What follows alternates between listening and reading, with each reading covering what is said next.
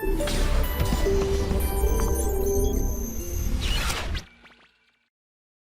morning to all students of Motion Education Private Limited. My name is Gaurav Singh Jhala, Faculty Social Science, Motion. आज हमारा जो chapter है जो हम crash course की series में लेने जा रहे हैं वो है manufacturing industries.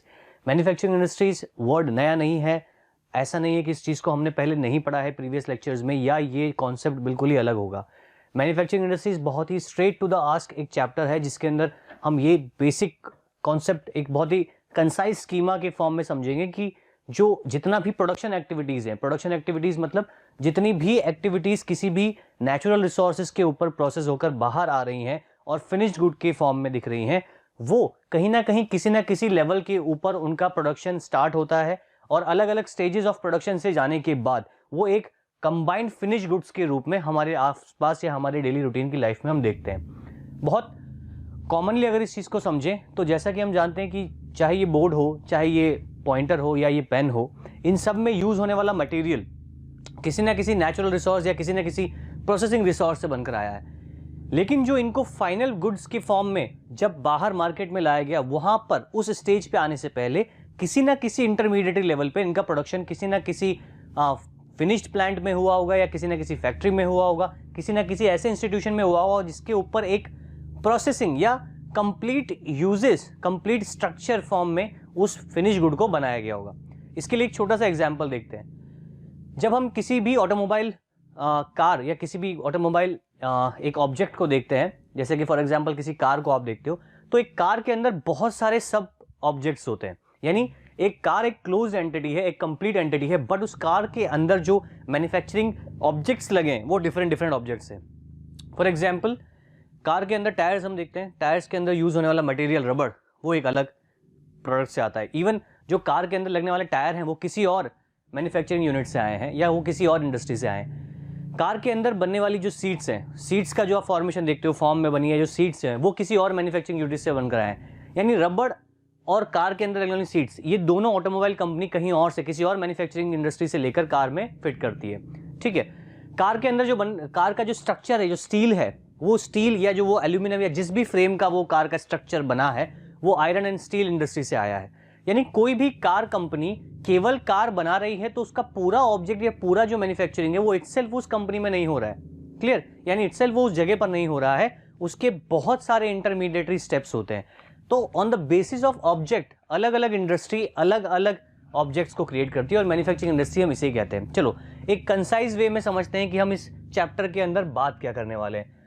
Production activities, basically production activities जो हैं ये वो एक्टिविटीज़ हैं जिनको हम बात करते हैं सेकेंडरी सेक्टर में। यानी जो सेकेंडरी सेक्टर है वो सेकेंडरी सेक्टर आपका मैन्युफैक्चरिंग सेक्टर कहलाता है, जिसको हमने लाइफलाइंस ऑफ इंडियन इकोनॉमी में हम देखते हैं या हम बात करते हैं इकोनॉमिक एक्टिविटीज़ यानी सेक्टर्स ऑफ इकोनॉमिक एक्टिविटीज़। तो सेकेंडरी सेक्टर यानी जो प्रोडक्शन एक्टिविटीज़ है, मैन्युफैक्चरिंग एक्टिविटीज़ है, वो सेकेंडरी सेक्टर में जाता है इकोनॉमी के, जिसमें iron and steel, textile industries, automobile industries, information and communication, then agro based industries. जैसे बहुत सिंपल है, एग्रो बेस्ड इंडस्ट्री की बात करते हैं तो जितनी भी रॉ मटेरियल प्रोसेस होती है, तो जो रॉ मटेरियल प्रोसेस हो रहा है वो रॉ मटेरियल प्रोसेस होके किसी ना किसी फिनिश्ड गुड के अंदर जा रहा है। ठीक है, यानी फिनिश गुड्स की बात जब कर रहे हैं तो फिनिश गुड्स कोई से भी हो सकते हैं, जैसा मैंने एग्जांपल दिया कार का। ठीक है, देन आप शुगर, चीनी हम हमारे घर में यूज़ करते हैं तो चीनी का भी तो प्रोसेसिंग हो रही है ना। चीनी भी बनने से पहले किसी ना किसी रॉ फॉर्म के नेचुरल रिसोर्सेज पे बेस्ड है। यानी अगर शुगर का ही हम एग्जांपल ले लें तो शुगर का मैन्युफैक्चरिंग शुगर केन से हो रहा है। ठीक है, गन्ने से हो रहा है। गन्ना बेसिकली क्या है? एक एग्रीकल्चर कमोडिटी है, एक एग्रीकल्चर प्रोड्यूस है। एग्रीकल्चर यानी कि प्राइमरी जो उसका सोर्स आ रहा है वो कृषि पे आधारित है और इस कृषि आधारित किसी भी ऑब्जेक्ट पे जब प्रोसेस कर रहे हैं तो गन्ना मिल रहा है। सिमिलरली कपास या कॉटन की अगर हम बात करें तो कॉटन जो है, कॉटन का प्रोडक्शन कहाँ हो रहा है? बेसिकली एग्रीकल्चर यानी एग्रो बेस्ड ये प्रोडक्ट है। और ये जो एग्रो बेस्ड प्रोडक्ट है, इस एग्रो बेस्ड प्रोडक्ट पे जब इसको इंडस्ट्रीज बाय करती हैं for textile, spinning, weaving and yarning, यानी कि एक क्लोथ, एक कपड़े के कंप्लीट फॉर्म में आने से पहले उसके अलग अलग इंटरमीडिएट स्टेप्स होते हैं बनने के। कैसे?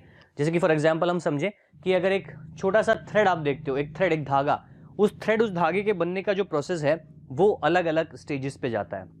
फॉर एग्जांपल अगर एक थ्रेड मैन्युफैक्चर हुआ है तो उसके अंदर उसको पहले वाइट या एक सिंगुलर कलर है, देन उसको डाइंग इंडस्ट्री जो है, कलरिंग इंडस्ट्री जो है, उसको अलग अलग कलर्स देते हैं, देन उस थ्रेड को कंबाइन करके यार्न या कपड़ा जिसको हम बोलते हैं लट्ठा, या जो पूरा एक प्रोसेस होता है कपड़े का पूरा एक टुकड़ा, उससे अलग अलग कपड़े के टुकड़े को लेकर हम खुद फैब्रिक लेकर शर्ट बनाते हैं। तो अलग अलग इंडस्ट्री है, यानी इटसेल्फ अगर हम बात करें कि एग्रीकल्चर के बेस्ड ऊपर जितनी इंडस्ट्रीज हैं पूरे भारत में या पूरे वर्ल्ड में, those industries basically work on resources which are developed which are basically get from in any particular industry of raw material। अगर चीनी की बात कर रहे हैं तो और माइन्यूट साइज का एग्जांपल लेते हैं, जैसे कि हम देखते हैं कि बिस्किट कंपनी है, कोई भी एक बिस्किट कंपनी है, तो उसका जो मेन वर्क है वो ये नहीं है कि वो अपने बिस्किट के लिए एग्रीकल्चर में क्रॉप उगा रही है या प्रोडक्शन कर रही है और उसी को यूज़ कर रही है। बेसिकली वो जो भी आटा है या फ्लोर है उसको खरीदते हैं और उसी से प्रोसेसिंग करके अपना बिस्किट बना के फिनिश गुड के फॉर्म में बेच रहे हैं। यानी on the basis of productivity activities, अलग अलग सेक्टर्स के अकॉर्डिंग इंडस्ट्रीज या मैन्युफैक्चरिंग इंडस्ट्रीज होती हैं। कई बार manufacturing industries on the basis of capital investment, कितना पैसा लगा के आपने कोई प्लांट कोई इंडस्ट्री खड़ी करी उसके बेसिस पे होता है। फर्टिलाइजर प्लांट्स बहुत सारा पैसा लगता है, सीमेंट प्लांट बहुत ज़्यादा कैपिटल इन्वेस्टमेंट लगता है, आयरन एंड स्टील प्लांट बहुत ज़्यादा कैपिटल इन्वेस्टमेंट लगता है। यानी ऐसे प्लांट्स जिनके ऊपर कैपिटल इन्वेस्टमेंट बहुत ज़्यादा है तो उन्हें हम बोलते हैं लार्ज सेक्टर इंडस्ट्रीज। जहां आप देखते हो कि छोटे मोटे छोटी ज़मीन पे या छोटे मोटे एक या दो छोटे मोटी फैक्ट्रीज के अंदर कोई प्रोडक्शन हो रहा है, छोटी ब्रेड फैक्ट्री है, तो उसका इन्वेस्टमेंट कम है, रॉ मटेरियल रिक्वायर्ड कम है। तो on the basis of investment capital investment भी फैक्ट्रीज होती हैं या प्लांट्स होती हैं, मैन्युफैक्चरिंग इंडस्ट्रीज होती हैं। इन्हीं को हम देखते हैं। तो basically production of goods in a large quantity after processing from raw material, ये basic definition, to form valuable products is called manufacturing. Manufacturing भाई हम क्या कहते हैं, किसी भी चीज़ को मैन्युफैक्चर करना, कि हम कार मैन्युफैक्चर करते हैं या हम टायर मैन्युफैक्चर करते हैं या फिर हम शुगर मैन्युफैक्चर करते हैं, हम डाबर का हम आंवला ऑयल मैन्युफैक्चर करते हैं। तो हर एक चीज़ के मैन्युफैक्चरिंग के लिए कहीं ना कहीं कोई बेसिक रॉ मटेरियल ज़रूर होगा जिसपे उसको फिनिश किया जा रहा है या फिनिश गुड की फॉर्म में लाया जा रहा है। ऐसा नहीं है कि कोई डायरेक्ट आइटम जो आप यूज़ कर रहे हो अपनी डेली रूटीन लाइफ में वो सीधे ही आपको, जो आप कंज्यूम कर रहे हो वो एक अलग चीज़ है, यानी हम फ्रूट्स कंज्यूम कर रहे हैं वो एक अलग चीज़ है, पर उनका भी प्रोडक्शन तो हो ही रहा है एग्रीकल्चर में। तो ऐसा कोई फिनिश गुड सेकेंडरी सेक्टर, यानी ऐसा कोई day to day using items, एक पेंसिल भी आप अगर देख रहे हो जिसको आप यूज़ करें, एक पेन आप देख रहे हो तो उसके लिए पेन का टिप है, पेन की इंक है, उसकी प्लास्टिक की बॉडी है, it will include intermediary step of production, अलग अलग स्टेप्स ऑफ प्रोडक्शन से वो निकल के आता है।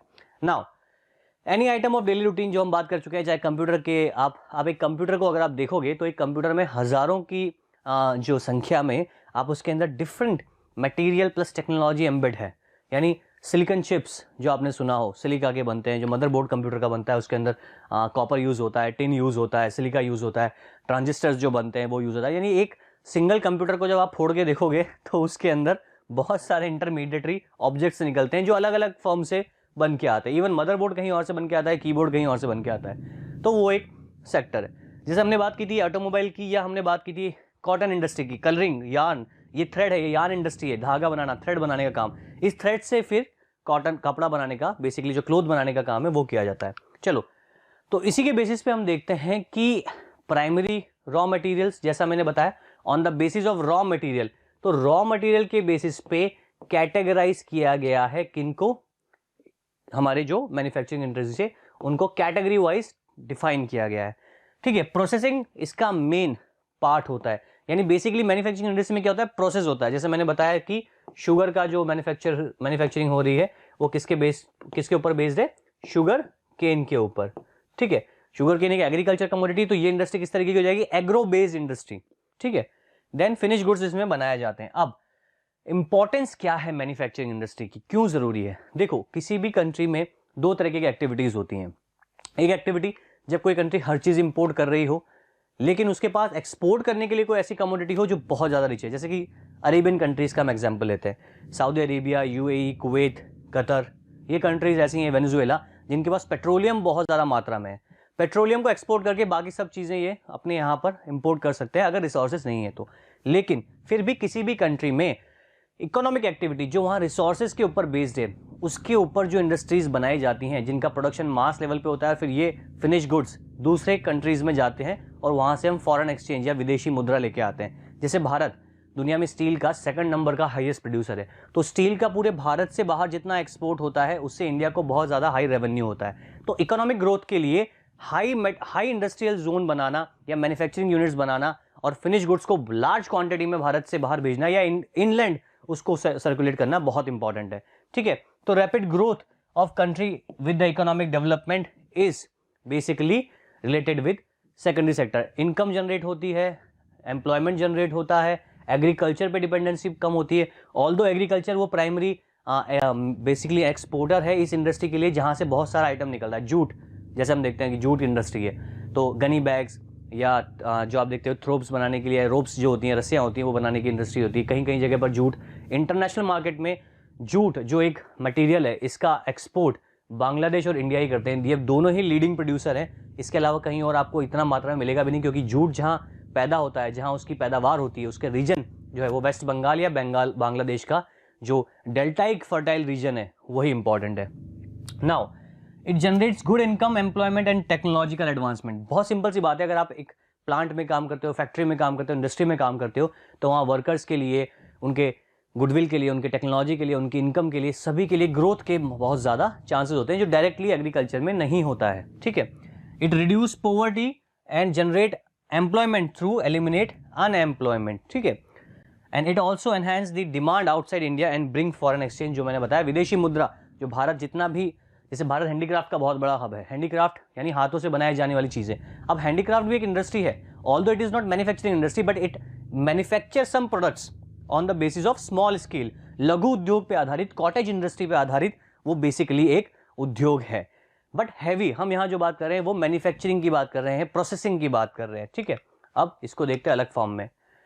तो जितने भी people employed in the secondary activities manufacture the primary material into finish goods, the workers employed in steel factories हो गया, या ब्रेवरीज होती है जहाँ शराब की भट्टियाँ बनाने का, जो स्पिरिट बनाने का जो काम होता है, और इस स्पिरिट से जो है अल्कोहल इंडस्ट्री चलती है। देन टेक्सटाइल इंडस्ट्री, कपड़ा वाला, बेकरीज, कोई भी अलग अलग सेक्शन हो सकता है। तो इस तरीके से हम बात करते हैं मैन्युफैक्चरिंग इंडस्ट्री की। एक छोटा एग्जांपल जो मैंने बताया था, एग्रीकल्चर जो रॉ मटेरियल सप्लायर है, हज़ारों एग्जांपल आप अपने आसपास देख सकते हो। चाहे एक छोटा सोप हो या एक डिटर्जेंट हो, उसके लिए भी कुछ ना कुछ मटेरियल चाहिए।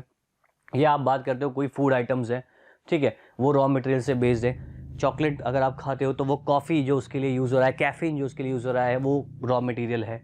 तो हर एक इंडस्ट्री का कोई ना कोई रॉ मटेरियल होता है, और उस रॉ मटेरियल के बेसिस पर जो इंडस्ट्री होती है वो मैन्युफैक्चरिंग इंडस्ट्री स्टैब्लिश होती है। अब यहाँ पर ऐसा नहीं है कि प्राइमरी सेक्टर की अगर हम बात कर रहे हैं कि वो इंडिविजुअल कुछ नहीं कर सकती सेकेंडरी के बिना, या सेकेंडरी इंडिविजुअल कुछ नहीं है प्राइमरी के बिना। देखो, अगर वीट का प्रोडक्शन ही लो होगा तो बिस्किट के प्रोडक्शन में कमी आएगी, और अगर प्रोडक्शन में कमी है तो प्राइसेस जो हैं वो क्या हो जाएंगे, ज़्यादा हो जाएंगे।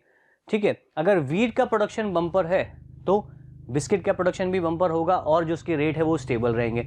यानी कि जो सेकेंडरी सेक्टर है उसके अंदर availability of raw material is necessary component for the development, और सेकेंडरी इंडस्ट्री के डेवलप होने से ऑटोमेटिकली प्राइमरी इंडस्ट्री को भी डेवलपमेंट मिलता है। ज़्यादा प्रोडक्शन होता है, क्रॉप ज़्यादा प्रोडक्शन किया जाता है। एग्रीकल्चर के रिक्वायरमेंट जब ज़्यादा डिमांड होगी तो प्रोडक्शन ज़्यादा होगा, तो एग्रीकल्चर या प्राइमरी सेक्टर में भी इनकम बढ़ेगी, और साथ ही साथ सेकेंडरी सेक्टर के अंदर भी इनकम बढ़ेगी। ठीक है, based on the them processing industries also grow and agriculture produce also grow to meet the demand. बहुत आसान सी बात है।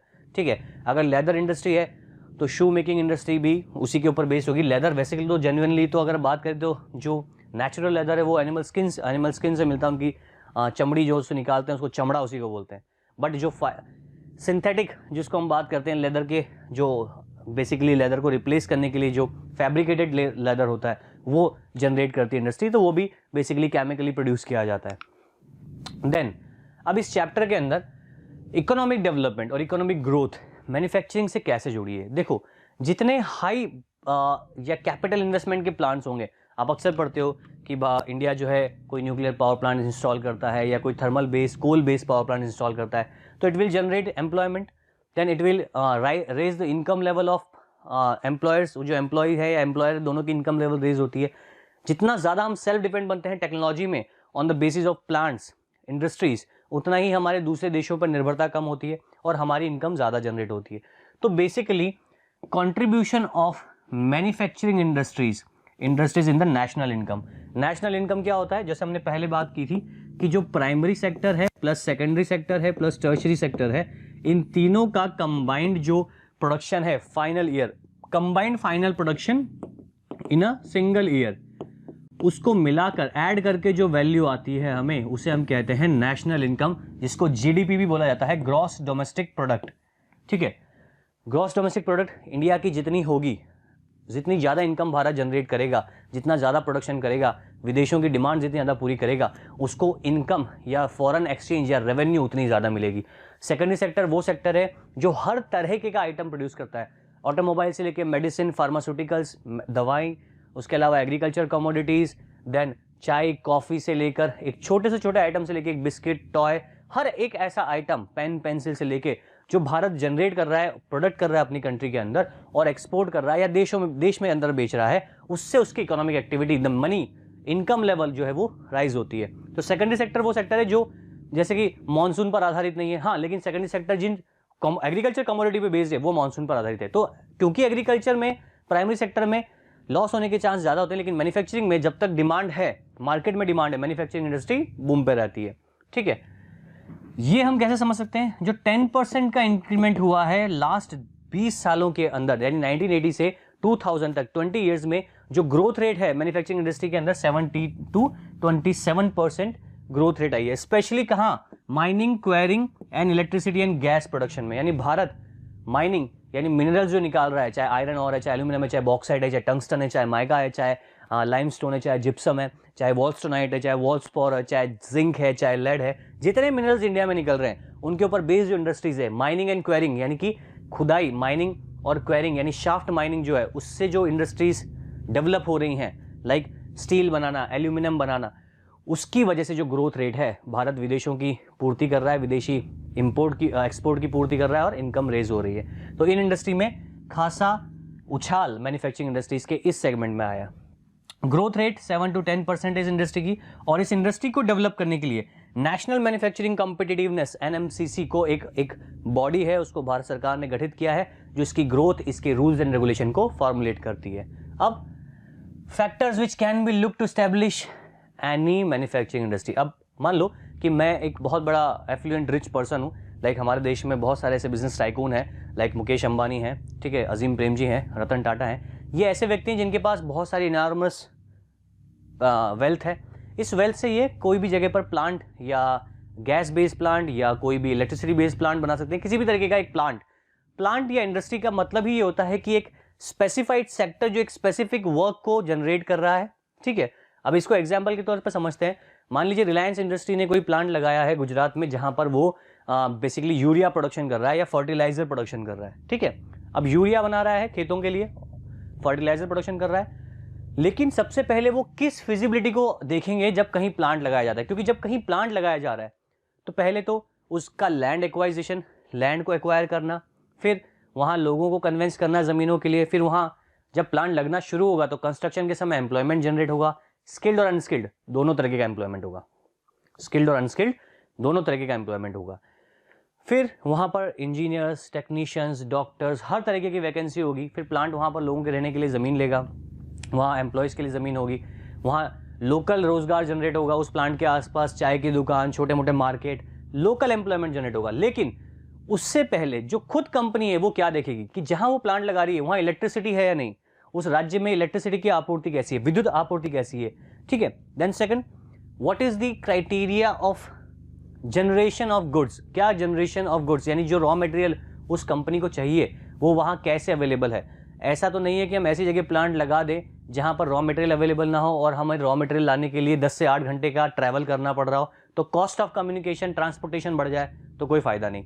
यानी अगर मैं गन्ने की खेती से मैं शक्कर बनाना चाहता हूँ और मैं जहाँ उत्तर प्रदेश की जगह अपना प्लांट लगा रहा हूँ गुजरात में, जहाँ जो शुगर केन प्रोडक्शन है वो लो है, तो मेरा वो फिजिबिलिटी सही नहीं है। दैट मीन्स किसी भी प्लांट को लगाने के लिए जो factors of production, factors of establishment of plant है उसको ध्यान में रखना चाहिए। जैसे availability of raw material, labour, capital, power and market. अब इसको रटने की या रटने की जरूरत नहीं है। लॉजिक क्या है, जैसे मैंने बताया, मुझे प्लांट लगाना है, मेरे प्लांट की हाई मशीनरीज को चलने के लिए इलेक्ट्रिसिटी चाहिए तो वो जरूरी है। मेरे प्लांट में जो रॉ मटेरियल उसे साफ करने के लिए, प्रोसेस करने के लिए मुझे वाटर अवेलेबिलिटी चाहिए तो मैं किसी नियर बाय वाटर सोर्स या रिवर के पास प्लांट बनाना चाहता हूँ, तो वाटर और इलेक्ट्रिसिटी तो बेसिक है, ठीक है। देन कैपिटल लेबर, जैसे जहाँ प्लांट लगा रहा हूँ वहाँ लेबर स्किल्ड है, अनस्किल्ड है, अवेलेबल है या नहीं है, तो वो मुझे लेनी पड़ेगी। आप अक्सर देखते हो कि इंडिया से बहुत ज़्यादा मात्रा में केरला से या यूपी बिहार से आप देखते हो कि लोग माइग्रेट होकर Kuwait, Iran, Saudi Arabia, Dubai में जॉब करने जाते हैं। बेसिकली जॉब ऐसा नहीं है कि उनको कोई टेबल डेस्क वाली जॉब ही मिल रही होगी, स्किल्ड से अनस्किल्ड हर तरह की जॉब होती है, चाहे वो किसी साइट पर जेसीबी मशीन चलानी हो या लेबर का काम हो या इंजीनियर का काम हो, तो हर जगह पर स्किल्ड और अनस्किल्ड लेबर को की रिक्वायरमेंट बनी रहती है। तो लेबर उसके अंदर आ गया। कैपिटल, पैसा तो चाहिए। पावर एंड मार्केट, मार्केट भी अवेलेबल होना चाहिए जहां वो अपने फिनिश गुड्स को या तो वहीं पर सेल कर सके या नियर बाय मार्केट्स में बेच सके।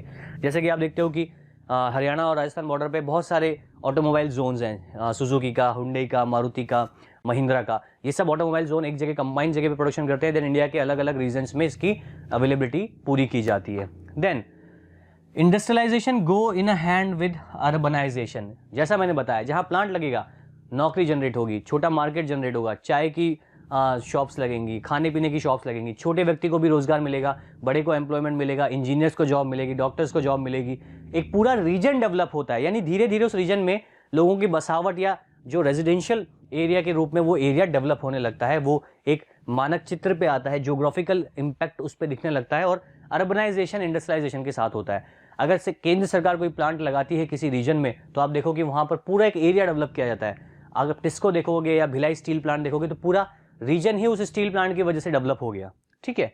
Then cities provides market and also provides services such as banking, insurance, transport, labor, consultant, financial or advice and to the industry। और जहाँ प्लांट बन रहे हैं वैसे ही प्लांट के आसपास फिर उस प्लांट के सिमिलर और डेवलपमेंट होने लगते हैं, और उसके लिए बैंकिंग फैसिलिटीज़, बैंक वहाँ अपने ब्रांच खोलती है, लोगों को लोन मिलता है। किसी व्यक्ति को अगर गाड़ी चाहिए फॉर ट्रांसपोर्टेशन, प्लांट से लोगों को लाने ले जाने के लिए एक फ्री ऑटो वाला अपनी ऑटो खरीदता है, ऑटो की सर्विस शुरू करता है। तो डेवलपमेंट इंडस्ट्रियलाइजेशन का होता है, यानी मैन्युफैक्चरिंग इंडस्ट्री का एस्टैब्लिशमेंट इतना इंपॉर्टेंट है कि धीरे धीरे उसके ऊपर अदर डेवलपमेंट्स वहां पर होने लगते हैं। क्लियर? नाउ अब बात करते हैं कि जैसा मैंने बताया प्लांट लोकेशन या जो इंडस्ट्रियल लोकेशन है वो क्यों इंपॉर्टेंट हो जाती है। तो आप देखो यहाँ पर सारे पॉइंट्स लिखे हुए हैं जिनको आप बहुत सारे आप अपने लॉजिक से भी डिडक्ट कर सकते हो। लॉ एंड ऑर्डर सिचुएशन, जमीन खरीदना, सरकार से एक्वायर करना, जमीन खरीदने फरोख्त से रिलेटेड जितना भी प्रोसेस है, लैंड एक्वाइजेशन इसको कहा जाता है। और लैंड एक्वाइजेशन जो किया जाता है वो बेसिकली क्या होता है, जमीन मैंने खरीदी, ठीक है, सरकार से ली, किसानों से खरीदी, किसानों के खेत बड़े बड़े इंक्लूड किए और मैंने अपना उनको लिया और उस पर अपना प्लांट बनाना शुरू किया। Availability of infrastructure facility, electricity, power, good industrial relations, किस कंट्री के पास है, रेलवे का नेटवर्क कैसा है, रोडवेज वहाँ नेशनल हाईवेज हैं कि नहीं, जिससे फटाफट अपना जो प्रोडक्शन है उसको अलग स्टेट्स तक जोड़ सकें। Availability of skilled work force, skilled unskilled दोनों तरह की फोर्स चाहिए। सोशल इंफ्रास्ट्रक्चर, ठीक है, investor friendly, nearness of the market, nearness of social raw sources of raw material. यानी इस डायग्राम को अब हम समझ सकते हैं जितना एग्जाम्पल मैंने एक देके बताया। Then ideal location for industry, ये वही है। Cost of obtaining raw material, जैसा मैंने बताया कि उत्तर प्रदेश में गन्ना सर्वाधिक होता है, तो मैं शुगर की फैक्ट्री गन्ने उत्तर प्रदेश में लगाऊंगा या मैं केरला में लगाऊंगा जहां पर स्पाइसेस का प्रोडक्शन ज़्यादा होता है, ठीक है। Cost of distribution of production, उस बने हुए आइटम को मैं रेलवेज के नेटवर्क से या रोडवेज के नेटवर्क से अलग अलग जोन में भेजना चाहता हूं, तो बेसिकली उस एक रीजन में इन चीज़ों का एक्सपेंशन है कि नहीं। मैं थार डेजर्ट में तो ऐसा कोई प्लांट नहीं लगाऊंगा जहां पर मुझे पता है कि पेट्रोलियम को रेलवेज या रोडवेज से लाने के लिए मुझे बहुत ज़्यादा समय और पैसा लगेगा, तो मैं पाइपलाइंस के थ्रू उसको प्रोड्यूस करूंगा या उसको उसको आगे बढ़ाऊंगा। इसे हम कहते हैं फिजिबिलिटी रिपोर्ट। फिजिबिलिटी मतलब किसी भी काम के होने की प्रायिकता क्या है, उसकी क्या सक्सेस रेट है, तो वही कॉस्ट ऑफ इंडस्ट्रियल प्रोडक्शन माना जाता है। Decisions to locate factory at site, वही किस जगह पर बनाना है, and cost of production at site. तो क्या फिजिबिलिटी है कि भाई कोटा में कोचिंग इंस्टीट्यूट्स हजारों हैं लेकिन फिर भी वहाँ एक और कोचिंग इंस्टीट्यूट बन जाता है, क्यों? क्योंकि पता है कि स्टूडेंट्स जो बाहर से हैं वो कोटा में बहुत आते हैं। तो बेसिकली क्या हो गया कि कोटा में स्टूडेंट्स का आने की वजह से बहुत सारे कोचिंग इंस्टीट्यूट कोटा में कोचिंग इंस्टीट्यूट बना रहे हैं, ना कि ऐसा कि अपने हर घर में एक कोचिंग खोल लिया, ठीक है। फिजिबिलिटी क्या है, जहाँ स्टूडेंट ही नहीं होंगे तो वहाँ कोचिंग कैसे चल पाएगी। क्लियर? नाउ अब जैसा मैंने बताया हर इंडस्ट्री का कोई ना कोई बेसिक रॉ मटेरियल होता है, हर इंडस्ट्री का कोई ना कोई बेसिक रिक्वायरमेंट होता है जिसके बेस पे वो इंडस्ट्री बनती है। सबसे पहले हम देखेंगे एग्रो बेस, यानी on the basis of raw material. Raw material के बेस पे कितने तरीके की इंडस्ट्री होती है, जैसे कॉटन के ऊपर टेक्सटाइल, ठीक है, कपड़ा बनाने का उद्योग सबसे बड़ा है भारत में। और बांग्लादेश, दो सबसे बड़े कंट्री हैं पूरे वर्ल्ड में जहां फाइबर प्रोडक्शन, थ्रेड प्रोडक्शन और क्लोथ प्रोडक्शन दुनिया का सबसे ज़्यादा होता है। ठीक है, वुलन इंडस्ट्रीज, ऊन के ऊपर आधारित इंडस्ट्री, जूट, सिल्क, क्योंकि सिल्क की साड़ी होती है, सिल्क एक बेसिक रॉ मटेरियल, सेरिकल्चर इसको बोलते हैं, रबड़, वल्केनाइजेशन, रबड़ जो है वो बेसिकली टायर इंडस्ट्री का सप्लीमेंट है, सबसे बड़ा टायर इंडस्ट्री उसको कंजम्पशन करते हैं, sugar, tea, coffee, edible oils. Clear. Then उसके बाद नेक्स्ट जो है हमारा वो है mineral based, iron and steel, लोहा सबसे इंपॉर्टेंट, स्टील सबसे इंपॉर्टेंट, हैवी इंडस्ट्रीज जिनको सीधे सीधे रॉ मटेरियल के बेस पे अर्थ से हम माइनिंग करके निकाल रहे हैं, रॉ मटेरियल के बेस पे, iron, steel, cement, aluminium, machine tools, petrochemicals. ठीक है। Then on the basis of role मतलब कि जो बेसिक रिक्वायरमेंट कौन पूर्ति कर रहा है, जैसे मैंने बताया कि अगर बिस्किट बनाने वाली ब्रिटानिया कंपनी है तो बिस्किट बनाने का प्रोसेसिंग प्लांट उनके पास है, लेकिन जो फ्लोर वो यूज कर रहे हैं, जो आटा वो यूज कर रहे हैं, वो किसी एग्रीकल्चर कमोडिटी से आता है, और जो कंपनी उनको, जो व्यक्ति उनको वो सप्लाई कर रहा है, वो उसका नेचर क्या है, सप्लायर का। तो on the basis of role कि मेरा सप्लायर क्या है, जैसे TISCO, Tata iron and steel industry, Tata iron and steel क्या कर रहा है, स्टील मैन्युफैक्चर कर रहा है, लेकिन जो आयरन और जो कंपनी आयरन और निकाल रही है वो विदेशी भी हो सकती है या भारत की भी हो सकती है, वो आयरन और को प्रोसेस करके पहुंचा रही है टिस्को तक। टिस्को का काम तो मैन्युफैक्चरिंग है, लेकिन टिस्को को जो सप्लाई कर रही है वो कंपनी अलग है। तो ऐसे कंपनीज बेस्ड, यानी we supply their products as raw material to manufactures other goods, iron, steel and copper smelting and aluminium smelting. ठीक है। और consumer industries that produce goods for direct use like sugar, toothpaste, paper and fan, यानी वो company जो direct produce कर रही है, यानी जैसे हम बात करते हैं कि जूस या पैकेज जूस की जो है, तो अब आपने बहुत बड़े नागपुर से संतरों की खेती में से आप सीधे सीधे संतरे उठा रहे हो, उसको पैकेज फूड, उनका जूस निकाल के पैकेज फूड में उसको टेट्रा पैक में पैक करके सीधे बेच रहे हो। ठीक है, इंटरमीडिएट स्टेप्स है। Then on the basis of capital investment, यहाँ से क्वेश्चन आता है बोर्ड में, differentiate between the industries on the basis of capital investment. तो स्मॉल स्केल बेसिकली क्या कहते हैं कि 1 करोड़ से आसपास पैसा इन्वेस्ट करके आप जो कोई फंड लगाते हो, जो कोई प्लांट लगाते हो, it is basically known as small scale. Then large scale यानी जिसमें there is no lower higher limit of the instalment of the investment of any amount, 10 crore, 100 crore, 1000 crore, कितने का भी प्लांट हो सकता है। ठीक है, तो small scale and large scale. Then on the basis of ownership, मालिकाना हक के आधार पर, यानी ऐसा मालिकाना हक जिसमें, जैसे एक कंपनी मेरी है रिलायंस इंडस्ट्रीज, प्राइवेट इंडस्ट्री। ठीक है, ओएनजीसी भारत सरकार की एक संस्था, ONGC oil and natural gas corporation, Bharat petroleum, Hindustan petroleum limited, Indian oil, ठीक है, गेल। तो ये बहुत सारे जिसमें भारत सरकार का 50% शेयर हो, यानी 50% राइट्स जो है भारत सरकार के, बाकी वो या तो पब्लिक को दे सकती, प्राइवेट को ले सकती है, या इंडिविजुअल रिसोर्सेज लोन लेके ले सकती है, लेकिन मालिकाना किसका रहेगा, गवर्नमेंट का रहेगा। ठीक है, joint public and private partnership से जो बनती है, जैसे जॉइंट वेंचर्स आप सुनते हो, मारुति सुजुकी, मारुति इंडियन है, सुजुकी जापानीज है। ठीक है, जैसे आप सुनते हो टीवीएस सुजुकी, टीवीएस इंडियन है, सुजुकी, बजाज जो आप देखते हो, बजाज अब तो खैर अलग हो गया, हीरो होंडा, हीरो इंडिया की थी, होंडा। तो जॉइंट वेंचर पब्लिक प्राइवेट भी हो सकती है, जॉइंट वेंचर गवर्नमेंट और प्राइवेट के भी हो सकते हैं, जैसे कि रिलायंस की कोई फर्म है, वो भारत सरकार के साथ पैसा लगा के 50-50 की पार्टनरशिप में कोई प्लांट लगा रही है। ठीक है, कोऑपरेटिव्स, जहां व्यक्तियों का जो योगदान के स्वरूप पूलिंग करके जो फर्म बनती है, मान लो 50 इंडिपेंडेंट फार्मर्स हैं, उन्होंने पूलिंग की, अपना पैसा जोड़ा, पैसा जोड़ के एक कोऑपरेटिव सोसाइटी बनाई जिसके अंदर वो प्रोडक्शन कर रहे हैं, मान लो शुगर केन प्रोडक्शन कर रहे हैं, या दूध बेस्ड इंडस्ट्री है, पनीर का उत्पादन कर रहे हैं, जैसे अमूल एक कोऑपरेटिव सोसाइटी है, मदर डेयरी एक cooperative society.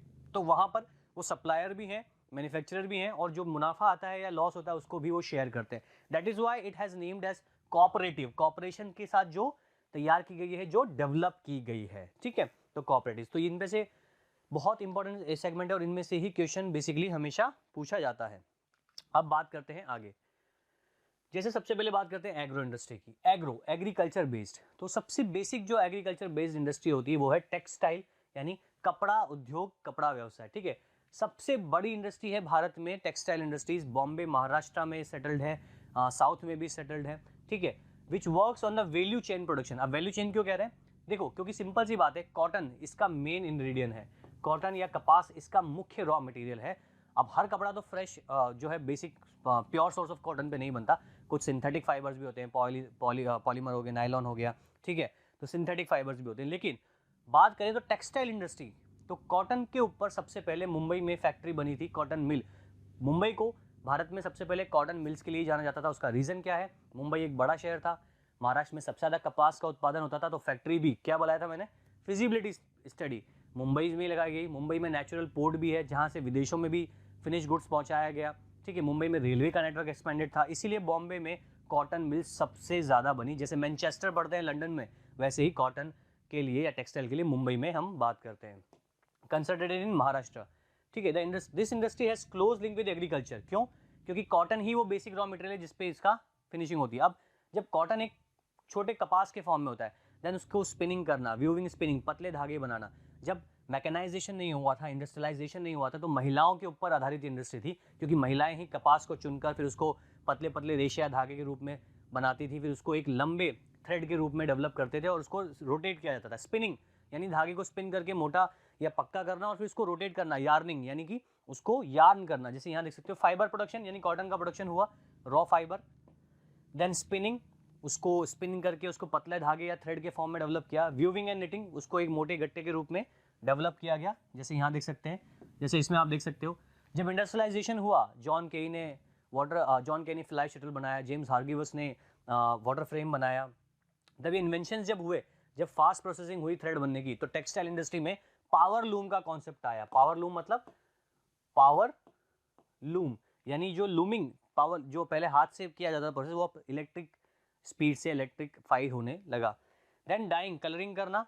Then garment manufacture, जो सीधे सीधे कपड़ा लेती हैं कंपनीज और फिनिश गुड बनाती है, लाइक जॉन प्लेयर आप देखोगे, जितनी भी रेडीमेड गारमेंट्स के ब्रांड होते हैं वो सीधे सीधे कपड़े के ऊपर आधारित है। तो हमने जो बात की थी on the basis of role, तो कुछ कंपनी कपड़ा बना के सीधे सप्लाई करती हैं, कुछ उस बने हुए कपड़े से फिनिश गुड बना के मार्केट में देती हैं। तो ये हमने एक एग्जांपल देखा किसका, एग्रो बेस्ड का। देन सेकंड एग्रो बेस्ड है हमारा जूट। जूट जो कि एक पतला रेशा होता है, लंबा रेशा होता है, वेस्ट बंगाल में ही ये डेवलप होता है। वेस्ट बंगाल का जो फर्टाइल जोन है, गंगा रिवर का जो फर्टाइल प्लेन है, जहाँ हुगली और पद्मा रिवर्स है, वहीं उगता है, क्योंकि क्लाइमेटिक कंडीशन अप्रोप्रिएट है, टेम्परेचर अप्रोप्रिएट है, लेबर मिल जाती है। बंगाल, बिहार, उड़ीसा और जो आपके वेस्ट बंगाल का जो रीजन है पूरा, वहाँ से। ठीक है, कोलकाता में सबसे पहले जूट मिल्स लगी थी, लेकिन भारत के पार्टीशन होने के बाद बांग्लादेश में बहुत सारी जूट मिल्स चली गई, और बांग्लादेश आज लीडिंग प्रोड्यूसर है जूट का। इंडिया सेकंड लार्जेस्ट प्रोड्यूसर है जूट का, और एक्सपोर्टर लार्जेस्ट बांग्लादेश है। तो 1855 में जूट मिल लगी थी वेस्ट बंगाल के अंदर, रिशारा में। ठीक है, इंडिया सेकंड लार्जेस्ट प्रोड्यूसर है। ये बिल्कुल एक नेचुरल फाइबर होता है जिसका इस्तेमाल गनी बैग्स, थैलियाँ, बोरियाँ या इंटरनेशनल मार्केट में जूट के प्रोडक्ट्स जो बिकते हैं, बैग्स वगैरह, उसके अंदर किया जाता है। ठीक है, जूट केवल हुगली बेसिन में ही उगता है। उसका रीजन क्या है? जैसे इंडिगो का नील की खेती केवल बिहार के फर्टाइल प्लेन्स पे होती है। पानी की अवेलेबिलिटी बहुत चाहिए जूट को, पानी बहुत ज़्यादा चाहिए, न्यूट्रिशंस रिच सॉइल चाहिए होती है। ठीक है, चीप लेबर क्योंकि पॉपुलेशन बिहार, वेस्ट बंगाल, उड़ीसा की बहुत ज़्यादा है, तो मैनुअल लेबर, स्किल्ड अनस्किल्ड दोनों ही मिल जाती हैं। ठीक है, well transportation, Kolkata port city है, रेलवे से अच्छा कनेक्टेड है, रोडवे से कनेक्टेड है, तो वहाँ से इसको एक्सप्लोर करने में भी इंपॉर्टेंट है। मार्केट बहुत बड़ा है जूट का, कंजम्पशन भी वहाँ बहुत ज़्यादा है, और कोलकाता जैसे बड़े शहर से फिनेंसिंग एक्टिविटीज़, छोटे मोटे प्लांट जूट के डालने हो तो लग जाते हैं, बड़ी लेवल पे भी जूट का इंस्टॉलेशन हो जाता है। तो ये एग्रो बेस में हमारा दूसरा था। अब मिनरल बेस पे अगर बात करें तो सबसे इंपॉर्टेंट मिनरल बेस में जाता है आयरन एंड स्टील, लौह इस्पात इंडस्ट्री। तो जिसमें हमने सुना है कि टाटा आयरन एंड स्टील है, या सेल एक अथॉरिटी है भारत सरकार की, जो पूरा स्टील प्रोडक्शन जितना भी भारत में होता है उसको मैनेज करती है। अब सेल जो है ये एक पब्लिक सेक्टर एंटिटी है जो बेसिकली क्या करती है कि जितना प्रोडक्शन स्टील का हो रहा है उस पर नज़र रखती है, उसको मेंटेन करती है। और स्टील प्रोडक्शन किसी भी कंट्री के लिए बहुत इंपॉर्टेंट है, क्योंकि जितनी भी हैवी इंडस्ट्रीज हैं वो सब स्टील या लौह इस्पात के ऊपर आधारित हैं। ठीक है, तो इसीलिए भारत के अंदर ये हैवी इंडस्ट्री की कैटेगरी में जाती है। ठीक है, इसका बेसिक रॉ मटेरियल है आयरन और लौह इस्पात। ठीक है, production and consumption of steel is regarded as the index of country's development, क्योंकि जो बेसिक रॉ मटेरियल है देश के किसी भी इंफ्रास्ट्रक्चर में, चाहे 100 स्टोरी की आपको बिल्डिंग बनानी हो, या आपको रेलवे के ट्रैक्स बनाने हो, या आपको बेसिकली बात करो शिप बिल्डिंग करनी हो, या ऑटोमोबाइल बिल्डिंग करनी हो, रॉ आयरन या स्टील वो बेसिक आइटम है, कमोडिटी है, जिससे हैवी मैकेनाइजेशन, हैवी इंडस्ट्रियलाइजेशन के लिए यूज़ किया जाता है। ठीक है, तो आयरन और के साथ कोल और लाइमस्टोन भी वो इम्पॉर्टेंट मिनरल्स हैं जो स्टील बनाने में यूज़ किया जाता है, जिसका रेशो 4:2:1 होता है। और मैंगनीज भी। इंडिया सेकंड लार्जेस्ट प्रोडक्शन है स्टील का, फर्स्ट चाइना है, लेकिन चाइना के कंपैरिजन में इंडिया लगातार पिछड़ता जा रहा है तो सेकंड मैन्युफैक्चरर, लेकिन जिस रेट से China has improvise the steel production, India has lag behind from that point. यानी 1950 तक लगभग दोनों बराबर स्टील बना रहे थे, लेकिन उसके बाद due to high mechanisation and technology advancement of China लगातार इंडिया से आगे ही है बढ़ाने में। ऑल्दो इंडिया सेकंड है, लेकिन इंडिया का प्रोडक्शन इतना नहीं है स्टील का जितना चाइना का बढ़ता जा रहा है। ठीक है, तो स्पॉन्ज आयरन का इंडिया सबसे बड़ा प्रोडक्शन है। कच्चा जो आयरन होता है, जो इम्प्योरिटी के साथ जो लोहा होता है, यानी फिनिश जो आयरन नहीं होता है, उसका सबसे ज़्यादा पिग आयरन या स्पॉन्ज आयरन इसको कहा जाता है। ठीक है, स्टील इंडस्ट्री का फिनिश जो आप देख रहे हो डायग्राम में, ये रॉ स्टील है जिसको बनाया जा रहा है हाई टेम्परेचर पे, हाई मेल्टिंग पॉइंट पे। और हैवी इंडस्ट्री के अंदर आयरन एंड इंडस्ट्री सबसे बड़ी इंडस्ट्री है। ठीक है, अब भारत के जो मेजर स्टील प्लांट्स, इस पर क्वेश्चन आता है। ठीक है, दुर्गापुर वेस्ट बंगाल, भिलाई छत्तीसगढ़, एशिया का सबसे बड़ा स्टील प्लांट है Bhilai. Then Rourkela Orissa, Salem in Tamil Nadu, Bokaro in Jamshedpur, Vijayanagar in Karnataka and Bhadravati in Karnataka. Map से अगर देखोगे तो समझ में आएगा ज्यादातर क्यों कंसंट्रेटेड है सारे स्टील पॉइंट छोटा नागपुर प्लेट्यू पे। ये क्वेश्चन आता है कि why all the steel plants are concentrated in Chota Nagpur plateau, because the raw material iron ore is concentrated in Chota Nagpur plateau and Karnataka Kudremukh mines.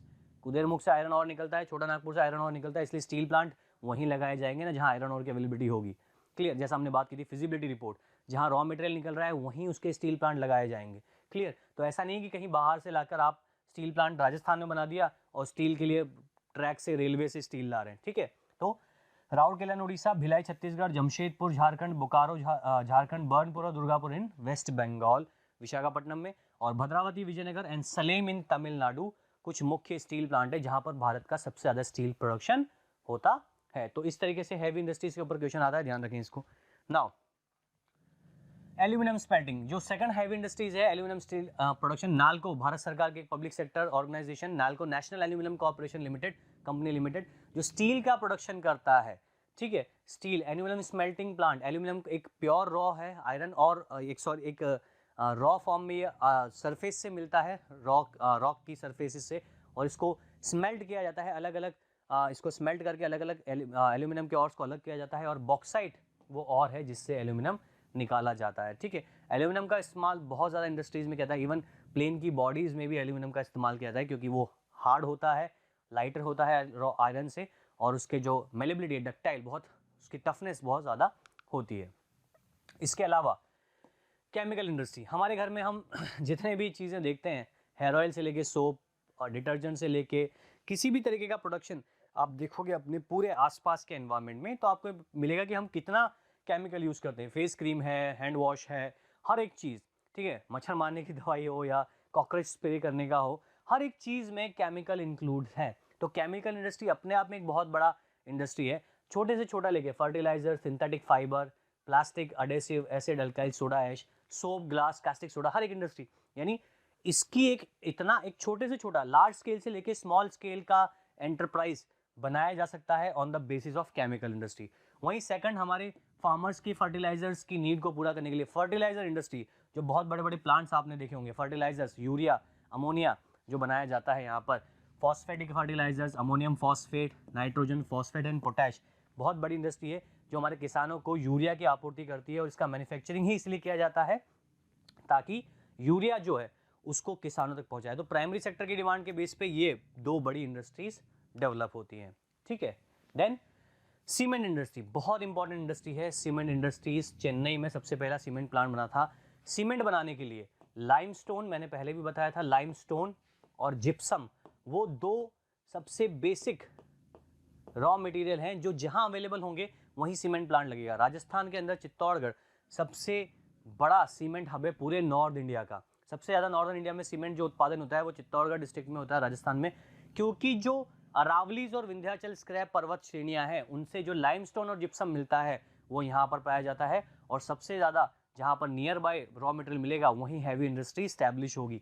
तो जैसा प्लांट देख सकते हो, बहुत मास लेवल में सीमेंट प्लांट का इंस्टॉलेशन होता है और सीमेंट का प्रोडक्शन होता है, क्योंकि जितनी भी इंफ्रास्ट्रक्चर बिल्डिंग्स आप देखते हो, जितना भी कंस्ट्रक्शन होना है पूरे देश में, उसमें सीमेंट एक इंपॉर्टेंट इंग्रेडिएंट है। तो सीमेंट इंडस्ट्रीज भी एक इंपॉर्टेंट फैक्टर है किसी भी इंडस्ट्री के डेवलपमेंट के लिए। अब सेकंड जो है हमारा वो है ऑटोमोबाइल, यानी ऑटोमोबाइल तो एक ऐसी चीज़ है जो कि हमारी बहुत बेसिक है। अब जैसे मैंने बताया था on the basis of role, तो रोल के बेसिस पे आयरन एंड स्टील इंडस्ट्री जो है वो सप्लायर है किसके लिए, ऑटोमोबाइल के लिए। पूरी दुनिया में जितना ऑटोमोबाइल प्रोडक्शन होता है उसके फ्रेम के लिए आयरन स्टील या लोहे का जो इस्तेमाल है वो नेसेसरी है। उसके बाद रबड़ हो गया, या सीट्स हो गई, या लाइट्स हो गई, प्लास्टिक की टेल लाइट्स हो गई, बल्ब हो गया, बैटरी हो गई, बैटरी में जिंक और लेड हो गया, तो जिंक लेड इंडस्ट्री काम कर रही है कार की बैटरीज के लिए। तो ऑटोमोबाइल एक ऐसा सेक्टर है जो सबसे ज्यादा इन्वेस्टमेंट लेता है दूसरी सबऑर्डिनेट इंडस्ट्रीज से। भारत में बहुत बड़े बड़े ऑटोमोबाइल जोन है, पुणे, चेन्नई, बैंगलोर। उसके अलावा आप नॉर्थ इंडिया में जाओगे तो आपको हरियाणा और राजस्थान की बॉर्डर पे बहुत बड़े बड़े ऑटोमोबाइल जोन मिलेंगे, जहां नंबर मतलब thousand of numbers of car, lakhs of car production in a year. विदेशी कंपनियों के बहुत बड़े बड़े प्लांट हैं इंडिया में, चाहे हुंडई हो गई, चाहे वो आप देखोगे सुजुकी हो गई या टोयोटा हो गई, इनके प्लांट इस्टेब्लिश होते हैं और मास लेवल में प्रोडक्शन होता है, इकोनॉमी जनरेट होती है, फॉरेन एक्सचेंज भारत को मिलता है, एम्प्लॉयमेंट जनरेशन होता है। तो ऑटोमोबाइल वो सेक्टर है जो कि बहुत सारे छोटे मोटे सेक्टर्स को अट्रैक्ट करता है। ट्रक, बस, कार, ऑटोमोबाइल के अंदर हर एक, टू व्हीलर से लेके फोर व्हीलर, एक बहुत बड़ा स्कोप है और इस पूरी इंडस्ट्री के अंदर, जहाँ पर इंटरमीडिएट जो स्किल्स हैं वो यहाँ पर डेवलप होती है। इसीलिए ऑटोमोबाइल वो जोन माना जाता है जहाँ पर सबसे ज़्यादा प्रोडक्शन देखने को मिलेगा आपको अदर सोर्स ऑफ इंडस्ट्री के आधार पर। नाउ अब जितना प्रोडक्शन हो रहा है, जितना आप देख रहे हो कि डेवलपमेंट हो रहा है, कहीं ना कहीं ये फैक्ट्रीज कंबशन करती हैं, गैसेस का कंबशन करती हैं, अपना जो वेस्ट वाटर है उसको डिस्चार्ज करती हैं रिवर्स में, या जितना भी डेवलपमेंट आप देखते हो कहीं ना कहीं उसके कुछ अदर साइड इफेक्ट्स है। एक छोटा सा इवेंट डिस्कस करूंगा। जब लॉकडाउन हुआ था या लॉकडाउन के पहले तक गंगा रिवर का एक फोटोग्राफ रिलीज हुआ था, जिसमें गंगा के ऊपर पूरा स्मोक था या फ्लशी जो है फोक था, उसके ऊपर झाग थे, क्योंकि जितना भी यमुना के आसपास इंडस्ट्रीज है यूपी और दिल्ली और हरियाणा में, वो सारा अपना वाटर डिस्चार्ज करते हैं यमुना के अंदर। तो जितना भी कार्सिजेनिक, कैंसर तक जैसे रोग होने वाले जो जिसको हम बोल सकते हैं कि जो पॉल्यूटेंट्स हैं, वो कार्सिजेनिक पॉल्यूटेंट्स उसके अंदर छोड़ दिए जाते हैं और क्लोरीन के साथ मिलकर वो और ज़्यादा जो है खतरनाक डिजीज़ को स्प्रेड करते हैं। लॉकडाउन के 3-4 महीने जब यमुना का फोटो आया था तो बहुत क्लियर था। तो बेसिकली इंडस्ट्रीज पॉल्यूटेंट भी होती हैं, जो खतरनाक गैसेज होती हैं, लाइक सल्फर डाइऑक्साइड आप बात करें या कार्बन मोनोऑक्साइड बात करें, कार्बन डाइऑक्साइड करें, उन सबको एटमॉस्फेयर में रिलीज करती हैं और एटमॉस्फेयर को पॉल्यूट करती हैं। जो सबसे बड़ा ड्रास्टिक, हम दिल्ली की बात करते हैं, सबसे ज़्यादा पॉल्यूटेड कैपिटल है पूरे वर्ल्ड में। दिल्ली के अंदर जो एयर क्वालिटी वो सबसे वर्स्ट है, क्योंकि इतने ज़्यादा इंडस्ट्रियलाइजेशन प्लस ऑटोमोबाइल्स का जो कंबशन है, ऑटोमोबाइल्स का जो उसके अंदर डिस्चार्ज है वो वहाँ पर जाता है। तो एयर पॉल्यूशन तो सबसे कॉमन है जो इंडस्ट्रियल वेस्ट है। देन वाटर पॉल्यूशन जो डिस्चार्ज होता है, हॉट वाटर जो डिस्चार्ज करती हैं कंपनीज, रिलीज करती हैं, वो एक सबसे बड़ा यहाँ पर सेगमेंट आप देखते हो, जिसकी वजह से वहाँ पर वो एक और, जैसे कि बात करें कि rivers, paper, pulp, chemical, textile, dyeing industry, petroleum refining, हर एक चीज़ पानी के सोर्स में जाता है। बहुत सिंपल सी बात है। ड्रेनेज क्या होता है? ड्रेनेज क्या होता है? हमारे घर के वॉश बेसिन, पूरा गंदगी पानी का कहाँ जाती है? नाली में, नाली से कहाँ जाती है? बड़े नाले में, नाले से कहाँ जाती है? शहर के किसी बड़ी नदी के सोर्स में। तो ये पूरा एक साइकिल है जिससे पूरा एनवायरनमेंट जो है पॉल्यूट होता है। थर्मल पॉल्यूशन, जो हम जितने भी प्लांट हैं, थर्मल प्लांट्स हैं, थर्मल जितने भी रिसाइकल प्लांट्स हैं, वो सब यहाँ पर आते हैं और सब जो थर्मल प्लांट्स हैं वो जितना भी डिस्चार्ज अपना हॉट वाटर निकालते हैं आफ्टर जनरेटिंग इलेक्ट्रिसिटी, वो फ्रेश सोर्स में छोड़ दिया जाता है। तो ये एक बड़ी चैलेंज है जो NTPC, national thermal power corporation जो है, एनटीपीसी एक भारत सरकार की उपक्रम है, पब्लिक सेक्टर है, जो इस चीज़ पर ध्यान देती है कि जितना भी डिस्चार्ज है, वाटर जो पॉल्यूटेड है, उसको किस तरीके से ना जाने दिया जाए, किसके अंदर, रिवर के सोर्सेज में उसको ना जाने दिया जाए। तो यहाँ पर एक रोल आता है इम्पॉर्टेंट एनटीपीसी का। तो इस तरीके से जितनी भी हम बात कर रहे हैं या जितने भी हमने यहाँ पर डिस्कशन किया है कि जितना भी एनवायरमेंट डिग्रेडेशन है या एनवायरमेंट पॉल्यूशन की हम बात कर रहे हैं, तो conservation of resources is very important point. तो इस कंजर्वेशन ऑफ रिसोर्सेज के साथ हमने जितने भी डिफरेंट इंडस्ट्री देखी है, इसके अलावा जो इंफॉर्मेशन टेक्नोलॉजी है या सॉफ्टवेयर टेक्नोलॉजी पार्क्स हैं, सॉफ्टवेयर एक इंफॉर्मेशन टेक्नोलॉजी एक ऐसा सबसे उभरता हुआ इंडस्ट्री है जहाँ पर मैन्युफैक्चरिंग ऑफ सॉफ्टवेयर, हार्डवेयर एक अलग इंडस्ट्री के साथ डेवलप हो रहा है। यहाँ इनकम ज़्यादा होती हैं, प्लस एनवायरनमेंट जो है वो टेक्नोलॉजिकली बिल्ड होता है।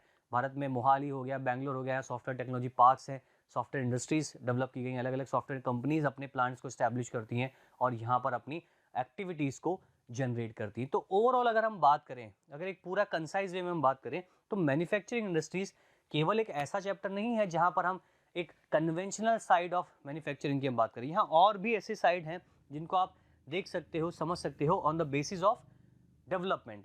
तो इस पूरे सेगमेंट में, मैन्युफैक्चरिंग इंडस्ट्री में जो हमने बात की, उसमें सबसे इंपॉर्टेंट ये है कि आपको जहाँ से क्वेश्चन सबसे ज़्यादा देखने को मिलेगा वो है on the basis of agriculture, on the basis of public private, on the basis of joint and cooperative industries किस तरीके की होती हैं, उनकी नीड क्या है, उनका रॉ मटेरियल कहाँ से आता है, उनके द्वारा जो इनकम जनरेट की जा रही है, जो रिसोर्सेज जनरेट किए जा रहे हैं वो किस लेवल पे हैं।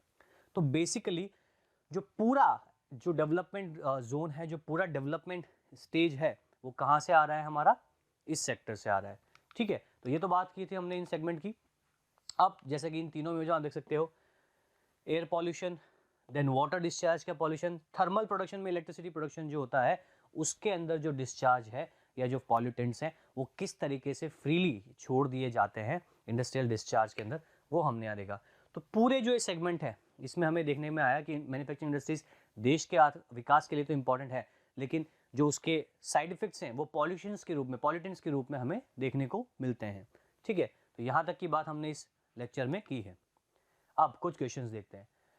Which of the following is are known as industries of requirement of production, यानी वो कौन सी इंडस्ट्रीज हैं जिनके अंदर on the basis of requirement, यानी कि ये सप्लाई करती हैं, iron steel, cotton and steel नहीं है, कॉटन ही है ये, agriculture produce, all of these. तो ये सभी on the basis of role of supplier हैं किसी सेकंड इंटरमीडिएटरी प्रोडक्शन के। आयरन स्टील से ऑटोमोबाइल, कॉटन से टेक्सटाइल, एग्रीकल्चर से जैसे हमने बात की शुगर, ठीक है ना, all of these. Consider the following statement with regarded of establishment of industries, industry को बनाने के लिए इनमें से कौन से पॉइंट्स को ध्यान में रखा जाता है। Availability of power and water, availability of power and water, transportation of services of railways and roadways, availability of markets and financing services, all of these. तो ये सभी जरूरी है। तो इस तरीके के क्वेश्चंस, या अगर लॉन्ग आंसर की बात करें तो differentiate between public sector and private sector, differentiate between joint and cooperative sector, differentiate between large and small scale industries, differentiate between agro and mineral based industries and the basis of requirement of their raw materials. अलग अलग questions पूछा सकते हैं। ठीक है, ज़्यादातर long answer नहीं आते हैं, लेकिन शॉर्ट आंसर्स के लिए चैप्टर इंपॉर्टेंट हो जाता है। तो ये था हमारा आज का चैप्टर, मैन्युफैक्चरिंग इंडस्ट्रीज। बोर्ड के पर्सपेक्टिव से चैप्टर इंपॉर्टेंट है, लॉन्ग आंसर्स के पर्सपेक्टिव से थोड़ा कम इंपॉर्टेंट है, लेकिन शॉर्ट और वेरी शॉर्ट क्वेश्चंस पूछे जाते हैं। Do like and subscribe motion education private limited, channel को लाइक करें, सब्सक्राइब करें और अपनी स्टडीज़ को कंटिन्यू करें। Thank you so much.